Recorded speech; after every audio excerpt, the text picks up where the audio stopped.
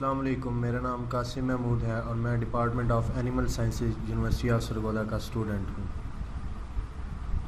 آج میں آپ کو یوریا کے ساتھ بھوسے کی غذائیت بڑھانے کا طریقہ یعنی یوریا مولیسس ٹریٹمنٹ آپ بتاؤں گا۔ گندم کا بھوسا یا توڑی، اسے وسیع پیمانے پر استعمال کیا جاتا ہے۔ یہ سبز چارے میں ملا کر یا بغیر چارے کے مویشیوں کو کھلایا جاتا ہے۔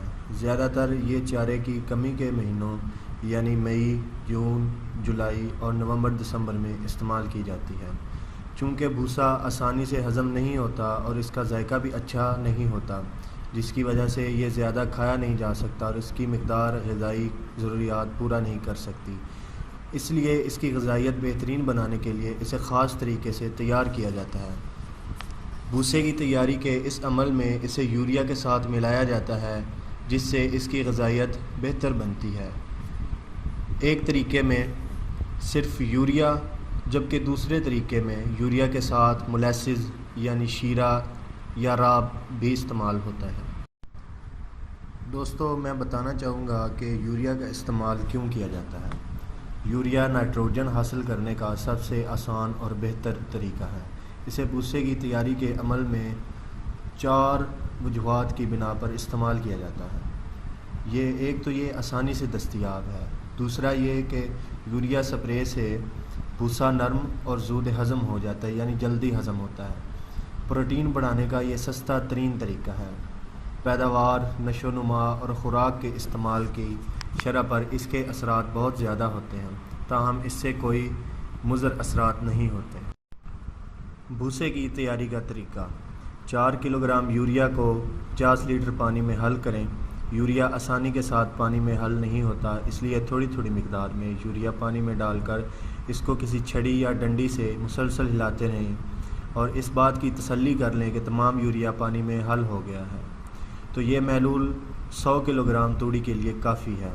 اب زمین پر ایک بالشت توڑی کی تہ بچھا کر اس پر محلول کا سپرے کریں یا ہاتھ سے اچھی طرح چھڑکاؤ کریں اور توڑی کو مکس کریں۔ اب اس توڑی پر دوسری تہ جما کر پھر اس عمل کو دہرائیں اور تمام توڑی پر سپرے کرنے کے بعد توڑی کو اچھی طرح دبائیں تاکہ اس سے ہوا خارج ہو جائے۔ توڑی سے ہوا خارج کرنے کے بعد اس کو پلاسٹک کی شیٹ سے ڈھانپ دیں تاکہ ہوا اور نمی اس تک نہ پہنچے، اور اگر پلاسٹک شیٹ دستیاب نہ ہو تو سرکی وغیرہ سے ڈھانپ کر مٹی یا گارے کا لیپ کر دیں، یا صرف گارے سے بھی لپائی کی جا سکتی ہے۔ اس بات کا دھیان رکھیں کہ نمی 50% تک رہے۔ اس تمام عمل کے لیے آئیڈیل درجہ حرارت 30 سے 35 ڈگری سینٹی گریڈ ہے۔ دوسرے طریقے میں یوریا کے ساتھ مولیسز یعنی شیرہ یا راب کا استعمال ہوتا ہے۔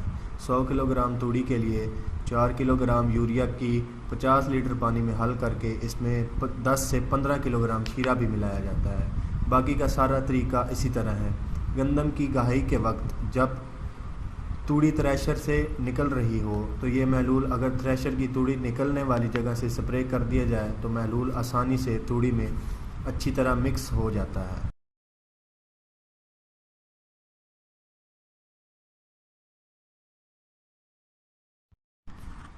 شیرے کے ساتھ اور اس کے بغیر تیاری کے نتائج میں کیا فرق ہوتا ہے؟ شیرے کے ساتھ اور اس کے بغیر یوریا کا یہ عمل توڑی پر مختلف اثرات رکھتا ہے۔ جب بھوسے کی تیاری میں صرف یوریا استعمال ہوتا ہے تو اس سے بھوسے میں پروٹین کی مقدار بڑھ جاتی ہے، لیکن جب اس میں شیرہ ملا دیا جاتا ہے تو اس سے بھوسے میں پروٹین کے ساتھ ساتھ غذائی طاقت بھی زیادہ ہو جاتی ہے اور جانور کو زیادہ انرجی ملتی ہے۔ اس عمل کے بعد بھوسے میں ہونے والی تبدیلیاں: اس عمل کے دوران جب بھوسے کو ڈھانپ کر رکھ دیا جاتا ہے تو یوریا امونیا گیس میں بدل جاتا ہے، جس سے بھوسے کا رنگ گہرا ہو جاتا ہے، پروٹین کی مقدار بڑھ جاتی ہے اور یہ جانوروں کے لیے زود ہضم ہو جاتا ہے۔ یوریا ملانے سے بھوسے کو پھپھوندی بھی نہیں لگتی۔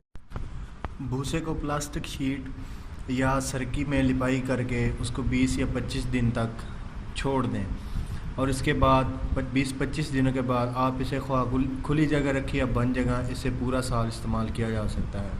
گرمی کے موسم میں 20 دن کے ٹریٹمنٹ کے بعد بھوسے کو کچھ دیر کے لیے کھلی ہوا میں ڈال دیں تاکہ جانور کو دینے سے پہلے اس میں فالتو امونیا اڑ جائے اور اس میں امونیا کی بو نہ رہے۔ مختلف حالات میں جانوروں کے لیے بھوسے کی مقدار: دودھ دینے والے، حاملہ اور وہ جانور جو دودھ نہیں دے رہے، ان کے لیے بھوسے کی روزانہ مقدار 4 سے 5 کلو گرام ہو، اور اس کے ساتھ ساتھ ان کو دوسری خوراک بھی دی جائے تاکہ ان کی غذائی ضروریات پوری ہو سکیں۔